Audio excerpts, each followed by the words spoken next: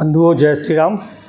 मैं प्रमोद खरे आज आपके सामने राहुल गांधी ने जो कल 1 जुलाई को पार्लियामेंट में जो भाषण दिया है उस पर आज चर्चा करेंगे।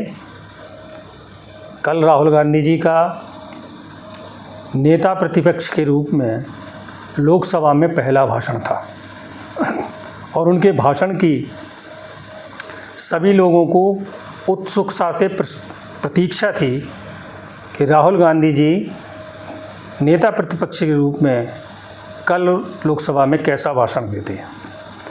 राहुल गांधी जी के भाषण सैकड़ों आपने भी सुने होंगे, हमने भी सुने हैं, क्योंकि वो कांग्रेस पार्टी के एक बहुत बड़े लीडर हैं और अब वो संसदीय परंपरा के अनुसार कांग्रेस की ओर से नेता प्रतिपक्ष का पद ग्रहण कर चुके हैं। इसलिए इस जिम्मेदारी पद पर रहते हुए वो पहली बार देश को संबोधित करने वाले थे और कल उन्होंने जो भाषण दिया, कल का उनका पहला भाषण ही इतना विवादास्पद हो गया कि जिसकी चर्चा आज पूरे देश में हो रही है। राहुल गांधी जी जब बोलते हैं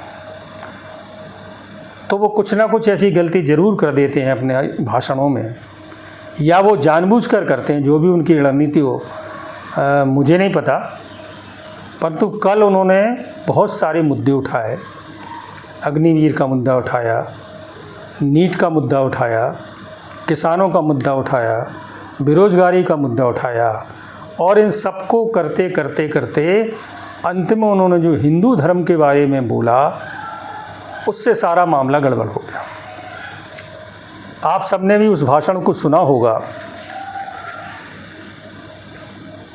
उनका जो कल पार्लियामेंट में उन्होंने जो कहा वो शब्द बाय शब्द मैं आपको यहाँ पढ़ के बता रहा हूँ।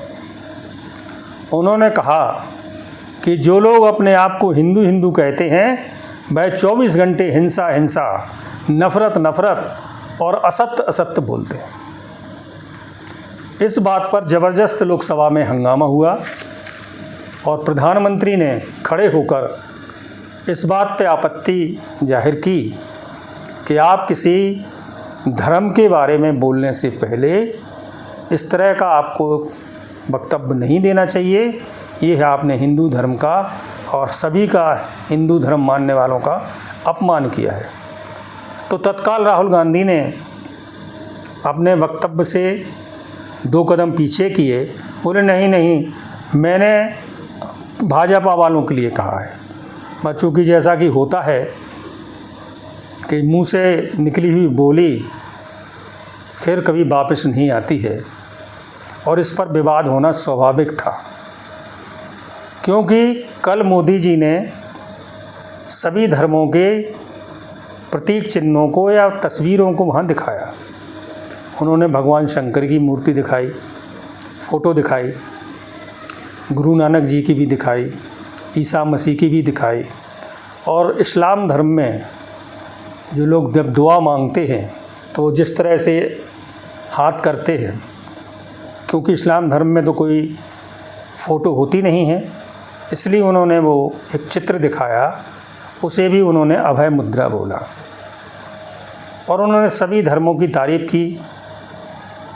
परंतु हिंदू धर्म के बारे में उन्होंने जो बोला कि हिंदू हिंसक होता है, नफ़रत फैलाता है और झूठ बोलता है, तब मेरे मन में ये प्रश्न आया कि कोई भी व्यक्ति केवल उन्होंने एक धर्म को ही क्यों टारगेट किया।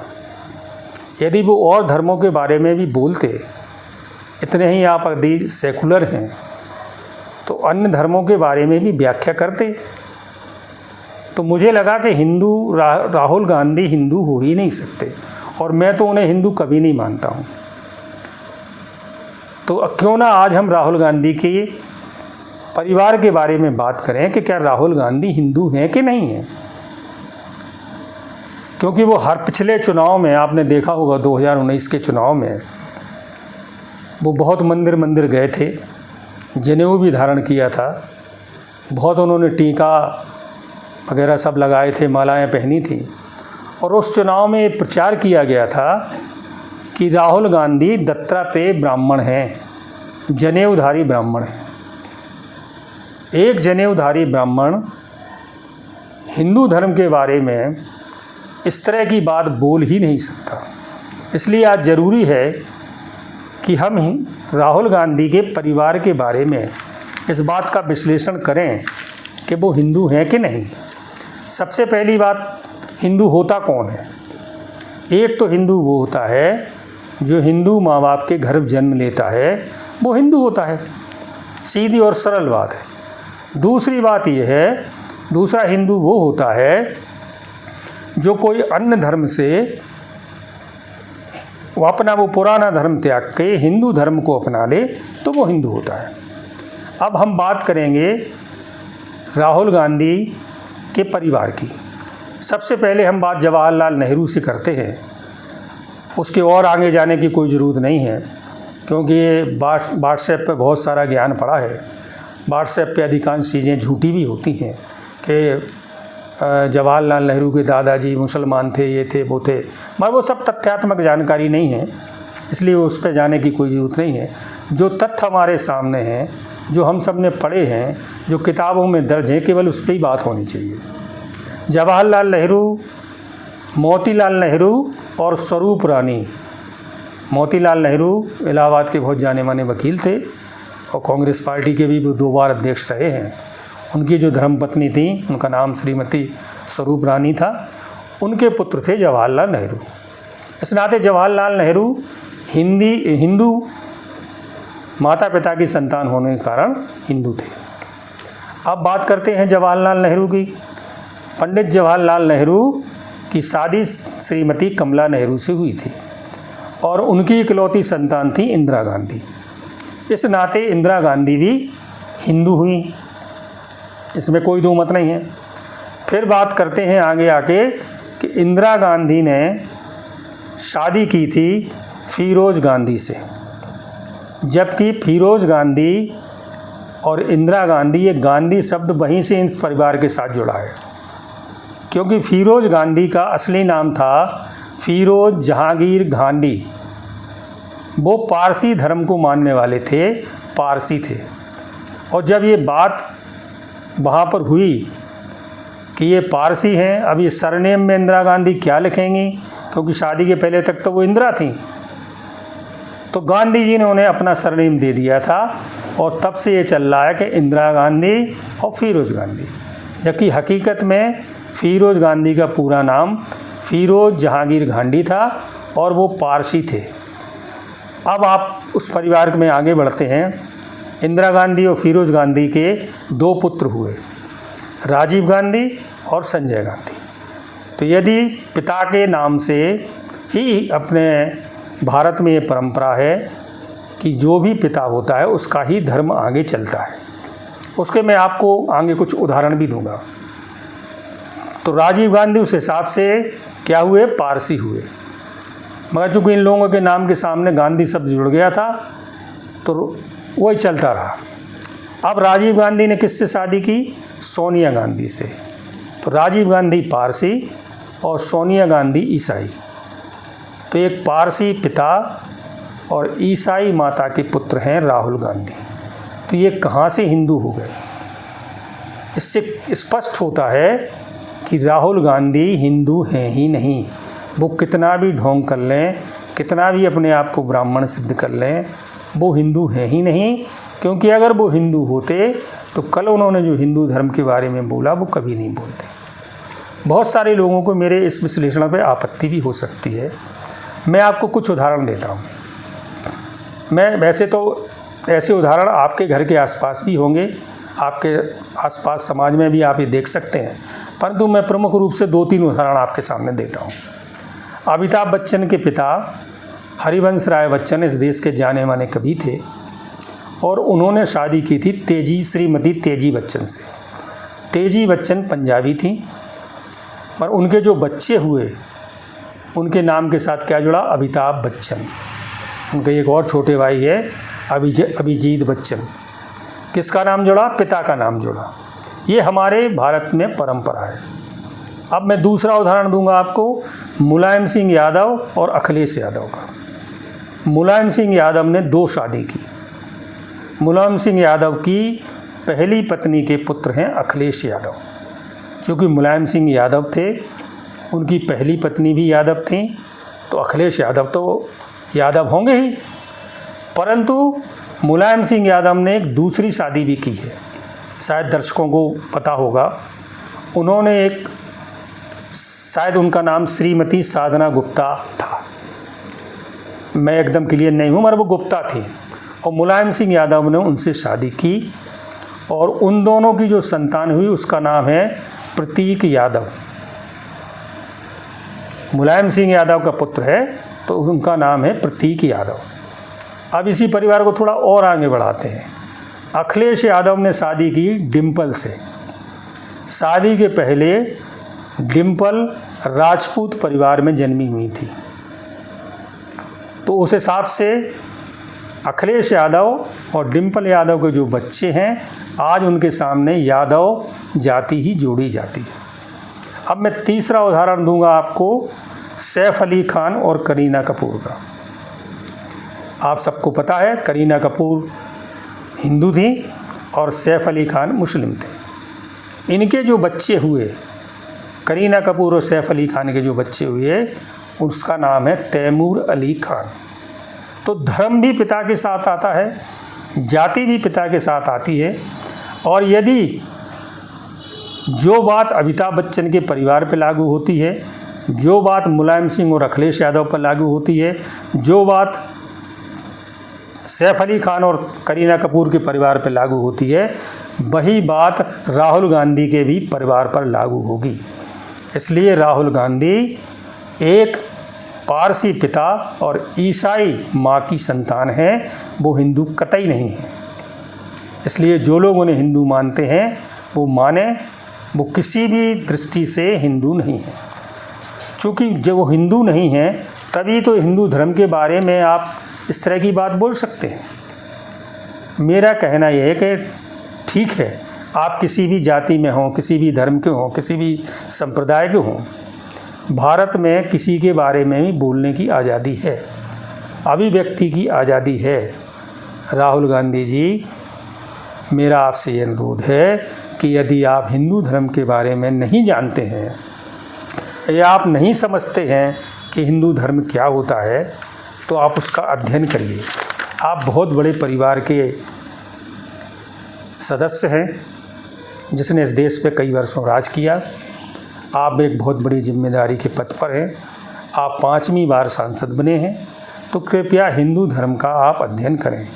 हिंदू धर्म होता क्या है? हिंदू धर्म तो वसुदेव कुटुंबकम मानने वाले लोगों का धर्म है। हम तो इस पूरी धरती पर जो भी निवास करते हैं उसे हम अपना कुटुंब मानते हैं। हम जब भी कोई पूजा अर्चना करते हैं, हमारे यहाँ बोला जाता है धर्म की जय हो, अधर्म का नाश हो, प्राणियों में सद्भावना हो और विश्व का कल्याण हो। हिंदू धर्म वो धर्म है जो सबके प्रति दया करुणा का भाव रखता है। तो कृपया करके आप हिंदू धर्म का अध्ययन करें, उसके बाद ही आप हिंदू धर्म पे टिप्पणी करें। अच्छा होता यदि आप सांप्रदायिक नहीं हैं, आप अपने आप को सभी धर्मों का समान रूप से अगर मानते हैं, तो यदि आपने कभी इस्लाम के ऊपर टिप्पणी की होती, कभी ईसाई धर्म पर टिप्पणी की होती, तो हम आपकी इस बात को भी मान लेते। और आपने कहा क्या है कि हिंदू हिंसक होता है। हिंदू कभी यदि हिंसक होता तो आज हिंदुओं के भी 25-50 देश इस दुनिया में होते। आपको पता है कि इस्लाम धर्म को मानने वाले लोगों के 60-65 देश हैं जो इस्लाम धर्म को मानते हैं, और ईसाई धर्म को मानने वालों के भी 90-100 देश है इस दुनिया में। मगर हिंदू धर्म को मानने वालों का इकलौता देश भारत बचा है। यहाँ भी हिंदू धर्म को मानने वाले लोग रहते हैं, परंतु इस देश का धर्म कुछ नहीं है। ये सांप्रदायिकता इस देश में कतई नहीं रही है। और यदि ये देश आज सभी धर्मों को सम्मान दे रहा है, सभी धर्म यहाँ पर पले और बड़े हैं, तो उसके पीछे का कारण है यहाँ रहने वाला 80% हिंदू। आपने कहा है कि हिंदू नफ़रत नफ़रत नफ़रत फैलाते हैं, हिंदुओं के अंदर नफ़रत होती है। एक हिंदू धर्म ऐसा है और हिंदू धर्म को मानने वाले लोग ऐसे हैं कि हिंदू यदि किसी मस्जिद के सामने से गुजरता है तो वो अपना सिर झुका लेता है। हिंदू यदि चर्च में जाता है तो वो वहाँ पर कैंडल जलाकर यीशु मसीह से प्रार्थना करता है। हिंदू ही एक ऐसा व्यक्ति है जो गुरुद्वारे में जाकर माथा टेकता है, अरदास करता है। क्या आपने किसी मुसलमान को या किसी ईसाई को मंदिरों में जाते हुए देखा है? मैंने तो नहीं देखा। एक आध दो चार अपवाद सब जगह होते हैं। हिंदू मज़ारों पे जाता है, चादरें चढ़ाता है, फूल चढ़ाता है, दुआ मांगता है, मगर क्या आपने देखा है कि कोई मुसलमान या कोई ईसाई मंदिरों में जाके प्रसाद चढ़ाता हो, अगरबत्ती लगाता हो, हाथ जोड़ता हो, पूजा करता हो? ये नहीं होता है। और यदि हिंदू नफ़रती होता तो मैंने आपसे पहले भी कहा कि यदि हिंदू हिंसक होता तो आज हिंदुओं के भी 20-25 देश होते। तो कृपया हिंदुओं के बारे में अनर्गल प्रलाप ना करें। और हमारे बड़े बुजुर्ग ये कह के गए हैं कि तोल मोल के बोल। तो मेरा राहुल गांधी जी आपसे यही अनुरोध है कि जब भी आप बोलें सोच समझ कर बोलें, क्योंकि अब आप संवैधानिक पद पर हैं, आप हिंदू नहीं हैं। इसलिए आप अगर हिंदू धर्म के बारे में बोलते हैं तो आप इस्लाम धर्म के बारे में बोलने की भी हिम्मत रखें, आप ईसाई धर्म के बारे में भी बोलने की हिम्मत रखें। यदि आप में हिम्मत है तो इज़राइल और फ़िलिस्तीन में जो फ़िलिस्तीनियों ने इज़राइल के साथ किया उसके बारे में अगर आप में हिम्मत है तो एक शब्द बोल के बताएं।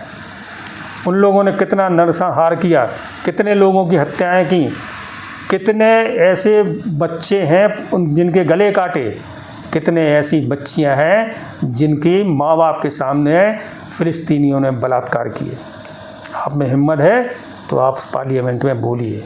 मुझे पता है कि आप में हिम्मत नहीं होगी, इसलिए आप एक संवैधानिक पद पर बैठे हुए व्यक्ति हैं, सोच समझ कर बोलिए, क्योंकि हिंदुओं को भी बुरा लगता है। और हाँ, आप जानते हैं कि आप हिंदुओं के बारे में जितना चाहे बोलते जाएं, हिंदुओं की एक आदत होती है, वो कुछ दिन उन्हें बुरा लगता है और वो केवल एक आधे हफ्ते में हर चीज़ भूल जाते हैं। परंतु मेरी आपसे हाथ जोड़ के प्रार्थना है कि हिंदू धर्म को मानने वाले इस देश में 80 करोड़ लोग हैं। आप में अगर हिम्मत है तो आप पाकिस्तान के बारे में बोलिए। जब भारत और पाकिस्तान का विभाजन हुआ था तब भारत में 14 करोड़ मुसलमान थे, आज 24 करोड़ हो गए हैं। वहाँ 20% हिंदू थे पाकिस्तान में, आज 1.5% हिंदू बचे हैं। आखिर क्या कारण है कि वहाँ हिंदू खत्म होते जा रहे हैं और यहाँ इस्लाम बढ़ता जा रहा है? उसका सिर्फ़ और सिर्फ एक कारण यही है, उसका एकमात्र कारण है कि हिंदू दयालु होता है, हिंदू सभी धर्मों को सम्मान देता है। तो कृपया हिंदुओं को हिंसक और नफरती और झूठ बोलने वाला बंद करिए। बहुत बहुत धन्यवाद। आज का ये वीडियो आपको कैसा लगा? अपनी प्रतिक्रिया ज़रूर दें, इस वीडियो को शेयर करें और मेरे चैनल को सब्सक्राइब करें। बहुत बहुत धन्यवाद। जय हिंद, जय श्री राम दोस्तों।